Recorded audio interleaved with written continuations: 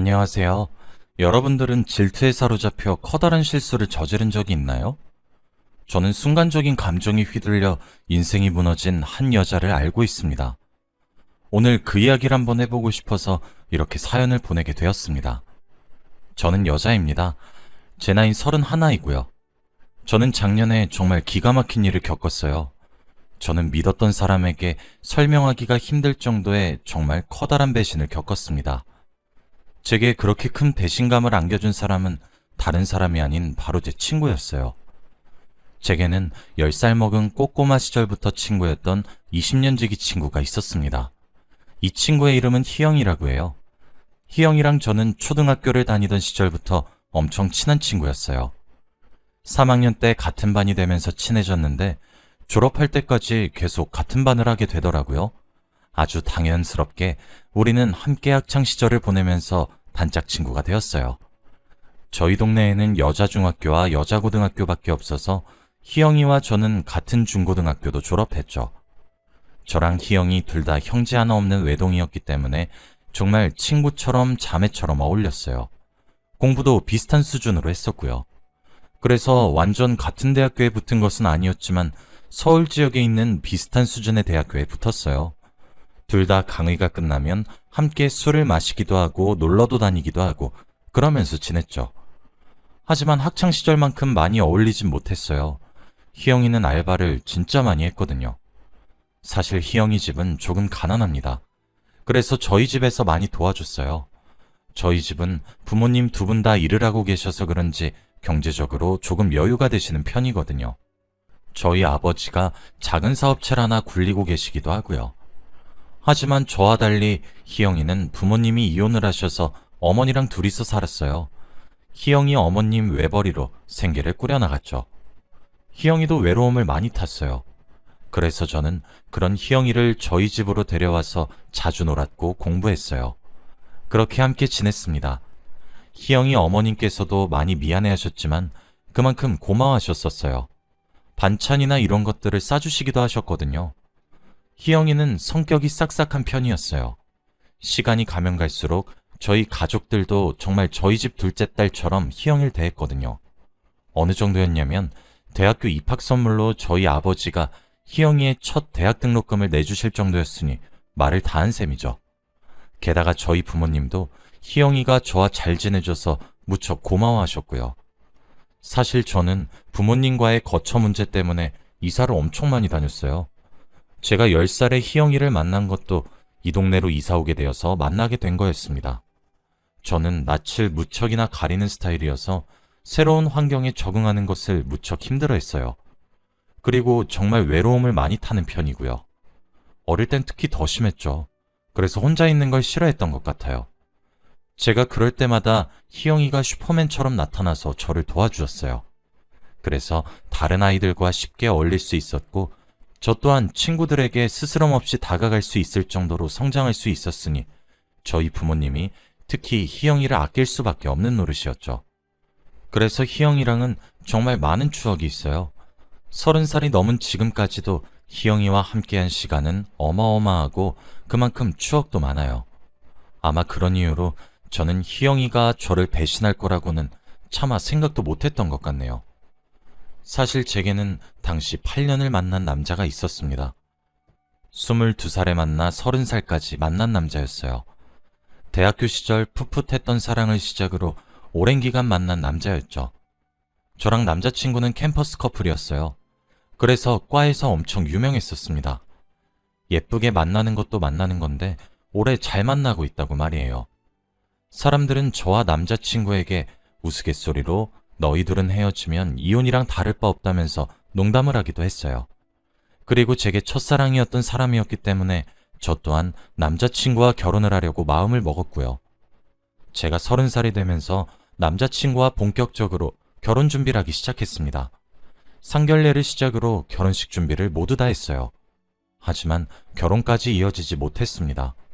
그때 마침 코로나가 발생되면서 모든 모임들이 저지당했었거든요. 결혼식 일정은 계속 미루는 수밖에 없었어요. 하지만 미루는 것도 어느 정도 한계가 있었고 결국 코로나가 잠잠해지면 다시 준비하기로 결정했죠. 그렇게 제 결혼식은 취소가 되었습니다. 그렇게 1년 정도의 시간 동안 거리두기 제한이 완화가 될 때를 노려서 결혼을 하자고 했죠. 그런데 분명 저와의 결혼을 결심했던 남자친구의 반응이 점점 뭐라고 해야 하나? 김이 새는 듯한 반응이었어요.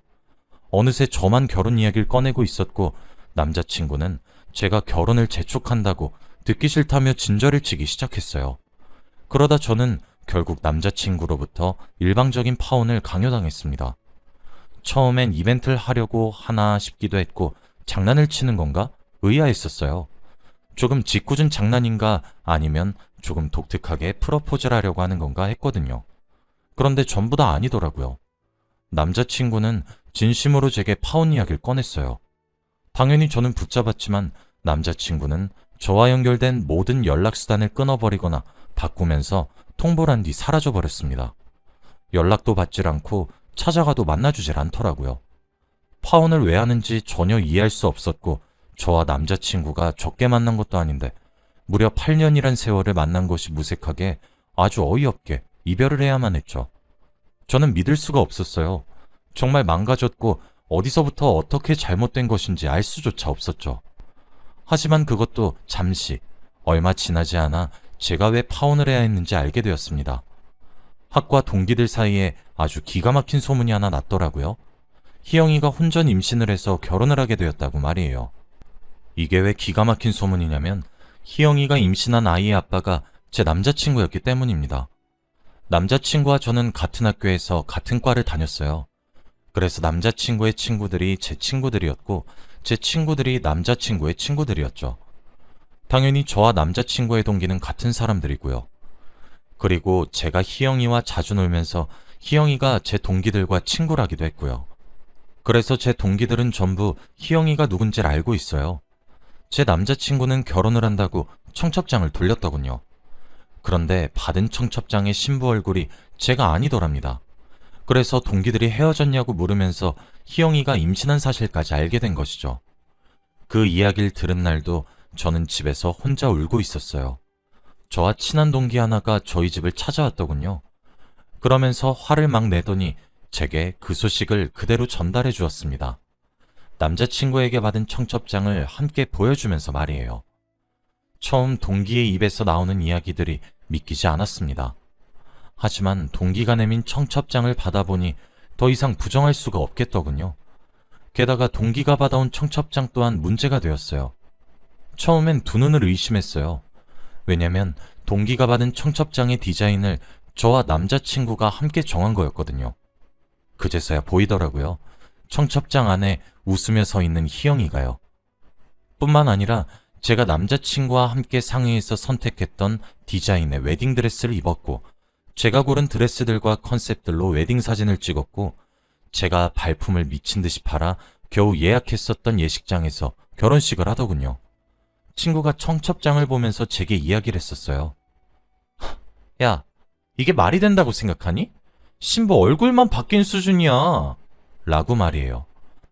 제가 직접 청첩장을 빤히 들여다보니까 친구의 말이 100번 옳더라고요. 왜 그런 말을 했는지 알겠더군요. 정말 신부의 얼굴만 달라졌을 뿐이더군요. 제가 더 기가 막히고 배신감이 들었던 것은 희영이가 이 이야기를 제게 단 한마디도 하지 않았던 거였어요. 진짜 지금 생각해도 제가 기가 차네요. 차라리 교통정리라도 좀 잘해주던가. 저는 남자친구네 집을 찾아갔습니다. 저와 남자친구는 결혼하고 함께 살 신혼집을 샀었고 저는 본가에 살고 남자친구는 거기 들어가서 살았어요. 그곳을 그대로 사용하고 있더군요. 초인종을 누르니까 저를 맞아준 사람은 남자친구가 아니라 희영이었습니다. 그게 더 어이가 없었어요. 희영이는 저와 눈을 마주치지 않고 현관에 서 있기만 하더군요. 저는 희영이에게 어떻게 된 일인지 설명을 요구했습니다. 하지만 희영이가 제게 건넨 말은 설명이 아니었어요. 미안해. 하지만 네가 우리를 이해해줄 수 없을까? 우린 친구잖아. 사실 나랑 그 사람 사이에 아이가 생겼어. 그냥 좋은 마음으로 축복해줄 순 없겠니? 너에겐 정말 미안하게 생각하고 있어. 너 진짜 미친 거 아니니? 다른 사람도 아니고 어떻게 네가 나한테 이럴 수가 있어. 현관을 사이에 두고 밖에서 옥신각신 떠들고 있으니까 신혼집 안쪽에서 누가 나와서 말리더군요. 제 남자친구였던 그놈이었어요. 저는 정말 엉엉 울면서 남자친구에게 소리를 질렀습니다. 다른 사람도 아니고 네가 어떻게 나한테 이럴 수가 있어? 우리가 하루 이틀 만났어? 8년이야. 무려 8년을 만났는데 대체 어떻게 나한테 이러냐고. 두 사람 언제부터 이랬던 거냐고. 오열을 하면서 소리를 질렀죠. 그런데 미안하다고 무릎을 꿇고 손이 발이 되도록 빌면서 사죄해도 모자랄 판국에 제게 남자친구는 그러더군요. 야, 내가 미안하다고 했지. 아, 그럼 뭐 어쩌란 거야. 애가 생겼다잖아. 그럼 애를 지워? 낙태라도 시키고 다시 너랑 결혼할까? 뭐 그래 주길 바래? 아니 진짜. 그래, 내가 미친놈이다. 미안해. 진짜 미안하다. 이제 됐니? 네가 이러지 않아도 나 머리가 터질 것만 같아. 그럼 내가 어떻게 해야 돼? 아이가 생겼고 책임은 져야 될 거 아니야. 정말 할 말을 잃게 만들더군요. 희영이도 옆에서 거들기 시작했어요. 그냥 네가 잘못된 타이밍을 가진 거고 난 그걸 바로잡은 거야. 우리가 원래 진짜 인연인 거고 네가 그걸 빼앗았던 거라고. 우린 모든 것을 다시 바르게 돌려놓는 것뿐이야. 사랑을 축복해줘.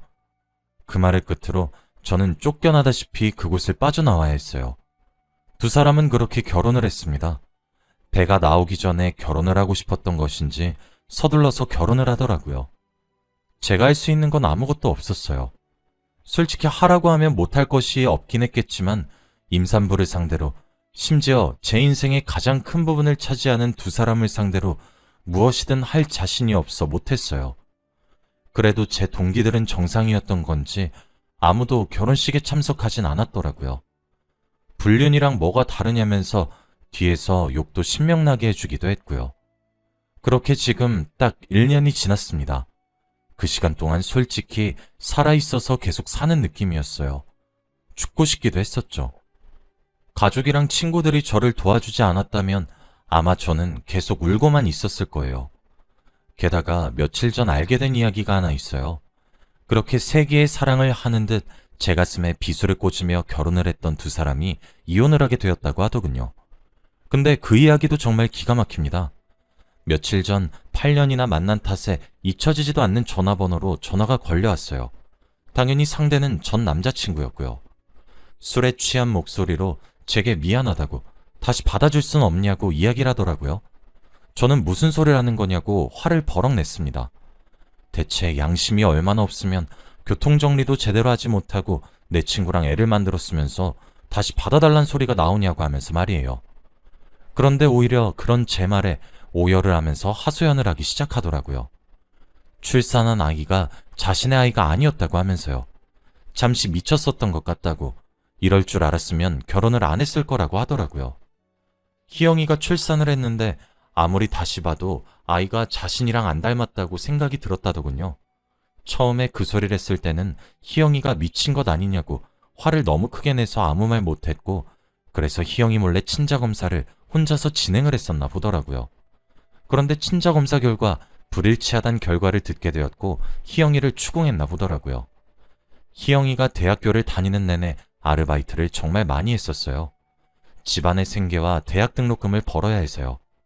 그런데 저는 편의점에서 일을 하거나 카페에서 일을 할 거라고 생각했는데 사실 그때 희영이가 화류계에서 일을 했다고 하더라고요. 그 일을 하는 과정에서 아이를 임신하게 된 것이고 그때 제 남자친구였던 이놈이랑도 만나던 사이여서 별 생각 없이 이 아이는 너와 나의 아이라고 거짓말을 쳐서 결혼을 한 거였습니다. 아이 아버지는 누군지 이젠 알 수가 없다고 했죠. 친자가 아니란 결과지를 희영이 눈앞에 들이밀었더니 그제서야 희영이가 모든 것을 실토했다고 하더라고요. 그러면서 희영이가 너무 괘씸해서 변호사를 알아보는 중이고 합의이혼이 아니라 소송으로 진행할 거라고 궁금하지도 않아 묻지도 않은 부분까지 상세하게 이야기를 해주더라고요. 이혼하고 돌아가겠다고, 평생을 속지 않은 마음으로 살겠다고 받아주면 안 되냐고 하는데 어이가 없어서 저는 말 같지도 않은 소리 하지 말라고 하고 전화를 끊었습니다. 세상에, 남의 눈에 눈물을 빼고 살면 피눈물을 흘린다고 하더니 옛말 틀린 것 하나 없더라고요. 저는 전화를 끊고 희영이에게 전화를 걸었습니다.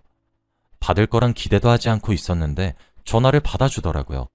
한껏 약을 올렸어요. 너 이혼하게 생겼다며? 내가 이걸 어떻게 알았는지 궁금하지 않니?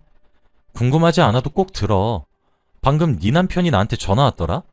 평생 속죄하면서 살겠다고 이혼하고 돌아갈 테니까 받아달라고 말이야. 너네 남편 관리 좀 하는 게 어때? 수준이 너무 떨어지잖아. 희영이가 제게 소리를 빽 지르고는 펑펑 울기 시작하더군요. 이게 다 너 때문이야! 라고 하면서요. 제가 자신의 인생을 망쳤다고 합니다. 같은 하늘 아래에서 같은 공기를 마시면서 사는데 제가 유복한 환경에서 자라는 것도 너무 싫었고 좋은 옷을 입고 다니는 것도 너무 꼴보기가 싫었다고 하더라고요. 그래도 학창시절은 교복을 입고 다녀서 옷이나 이런 것들이 티가 나지 않았지만 성인이 되어 대학을 가면서 자유롭게 꾸며 입고 다니기 시작하면서 너무 꼴도 보기 싫었다고 하더라고요. 박탈감을 느꼈었나 봐요. 제가 부모님이 사주신 명품백을 들고 다니는 것도 너무 꼴보기 싫었고 비싼 옷을 턱턱 사는 것도 너무 미웠고 그런 것들을 아무렇지 않게 생각하는 제가 너무 싫었답니다. 저와 비슷한 수준으로 보이고 싶어서 아르바이트를 하게 된 거였고 그런데 아무리 오랜 시간 동안 고생하면서 일을 해도 버는 돈은 적었기 때문에 사치할 수가 없었다더라고요. 그러다가 화류계에 일을 하게 되었다고 했어요. 적은 시간을 일해도 평범한 회사원 한 달 월급은 우습게 벌기 시작하니 못 태어나왔다고 하더라고요. 그만두려고도 해봤는데 일을 그만두니 그곳에서 일을 하면서 커진 씀씀이가 감당이 되지 않아 다시 찾아가서 일을 하기를 반복했다고 합니다.